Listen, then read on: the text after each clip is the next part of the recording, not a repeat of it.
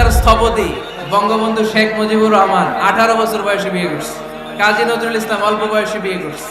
মহাত্মা গান্ধী অল্প বছর বয়সে বিয়ে করছে। শেক্সপিয়ার ছোট থাকতে বিয়ে করে ফেলছে। এই যে আগে বিয়ে করছে, এতে সফল হইতে কোনো সমস্যা হয়েছে?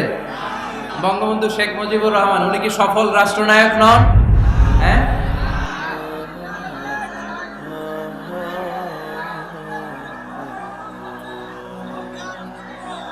করে নাই? বিয়ে করে নাই কে কে দেখি? হায় হায়, চেয়ারম্যান সাহেব কই? এগুলোর বিয়ে করে দিয়ে এগুলোর আপনার হাতে রেখে গেলাম। এই অবাকাগুলোরে মিলাই দিয়েন। এই অবিবাহিতদের দুঃখ জ্বালা কেউ বুঝতে চায় না, ঠিক কিনা?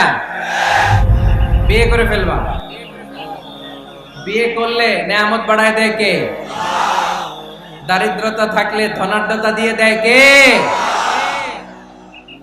সবাই চাকরি করে বিয়ে করতে চায়, ব্যবসা ভালো হলে বিয়ে করতে চায়, কিন্তু জানেই না ব্যবসায় ভালো হওয়ার আর চাকরি পাওয়ার মাধ্যম হচ্ছে আগে বিয়ে করা।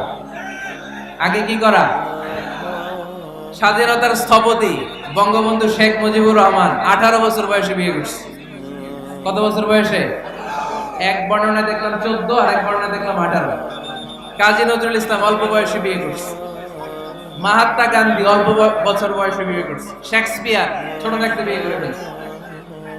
তো এরা এই যে আগে বিয়ে করছে, এতে সফল হইতে কোনো সমস্যা হয়েছে? কথা বলেন না কেন?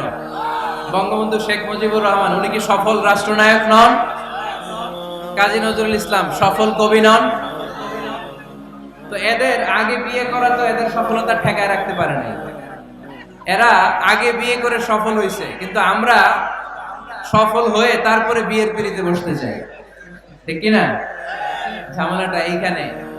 এজন্য ছেলের বাবা, মেয়ের বাবা, নীলফামারীতে যারা আছেন সবাইকে বলি, ছেলে মেয়ে প্রাপ্ত বয়স্ক যদি হয়, ছেলের জন্য উপযুক্ত মেয়ে পাওয়া গেলে, ভালো মেয়ে পাওয়া গেলে দিনদার, আর মেয়ের জন্য ভালো পাত্র পাওয়া গেলে বিয়ে দিয়ে দিবেন।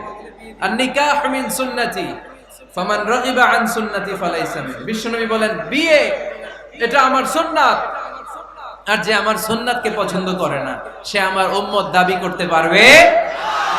আরবাউন মিন সুনানিল মুরসালিন, 4টা কাজ দুনিয়ার সব নবীরা করেছেন, এর মধ্যে একটা হচ্ছে বিয়ে। সুবহানাল্লাহ পড়বেন না? এজন্য বিয়ে করবেন সম্মানিত ভাইরা, বিয়েতে বরকত। যারা বিয়ে করে নাই তাদের ঈমানের অর্ধেক অপূর্ণাঙ্গ। বিয়ে করলে ঈমানটাকে পরিপূর্ণ করে দেয় কে? তো যারা হাত তুলছে এদেরকে আল্লাহ রূপবতী, গুণবতী, নেককার, ভদ্র স্ত্রী দিয়ে আল্লাহ ধন্য করুক। আমরা পড়ি আমিন। দেখছেন এখন গলার আওয়াজ বড় হয়ে গেছে, এখন মহা খুশি।